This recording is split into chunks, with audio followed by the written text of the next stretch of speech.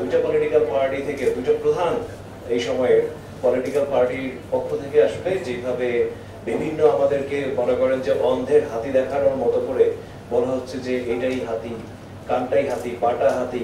এরকম করে যেই একটা চিত্র আমাদের সামনে আসলে তুলে ধরানোর চেষ্টা করা হচ্ছে যে এটার প্রতিবাদ আমি জানাচ্ছি। এবং ওয়াই নট, তারা আমাদেরকে কেন এরকম ভয় দেখাবে না, যেখানে আমাদের প্রধান উপদেষ্টা তিনি বিদেশে যখন সাংবাদিকদের সঙ্গে কথা বলার সময় যখন আমাদের জাতিকে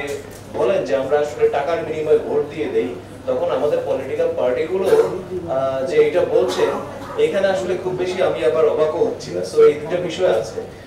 আর দ্বিতীয়ত আমার কাছে যে জিনিসটা মনে হয় আমাদের পার্টিগত দিক থেকে, তো এইখানটা আমার কাছে যে জিনিসটা খুব জরুরি মনে হয়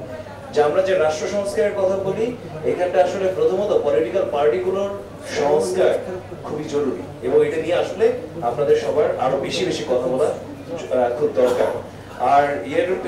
এই যে পুরো যে প্রস্তাবটা আসছে আপনাদের, আমি মনে করি আমার দল থেকে আমরা মনে করি যে 100টা আসনেই আপনার মানে আউট অফ 400 100টা আসনে ডিরেক্ট ইলেকশনের মাধ্যমে এবং যে ঘূর্ণায়মান পদ্ধতির কথা বলা হচ্ছে, এটাতে যে আমরা ফুলি স্যাটিসফাইড সেটা না, কিন্তু এর চেয়ে ভালো কোনো প্রস্তাব আমরা কারো কাছ থেকে এখন পর্যন্ত পাই নাই। সেই হিসেবে আমরা বলছি যে ঘূর্ণায়মান পদ্ধতিতে আগামী এই ইলেকশন থেকে 26-এর ইলেকশন থেকে 4টা ইলেকশন, তাহলে প্রত্যেকটা কি বলে আসনে অন্তত একবার করে, এই জিনিসটা হচ্ছে প্রত্যেকটা আসনে নারী নেতৃত্বরা একবার করে এই ফেভারটা পাচ্ছেন এবং এই সুযোগটা মানে সবার মধ্যে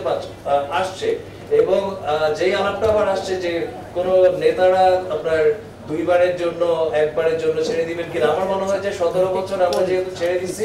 আমরা আসলে একবার ছাড়বো, এইটা তাদেরকে হয়তো দাবি করাতে হবে আর কি, তাদেরকে এটা ইয়ে করতে হবে। আর last but not least, so এইখানটা যেটা হচ্ছে যে 4 বার যদি হয় তাহলে আপনি একদম নিশ্চিত হলেন যে সবাই আসলে সুযোগটা পেল এবং এরপরে হয়তো আমরা এটাকে আর কন্টিনিউ করব না, আমরা ভিন্ন ফরম্যাটে জিনিসটাকে চিন্তা করব। এবং এটাই আমাদের পক্ষ থেকে সবাইকে অনেক অনেক ধন্যবাদ। আসসালামু আলাইকুম।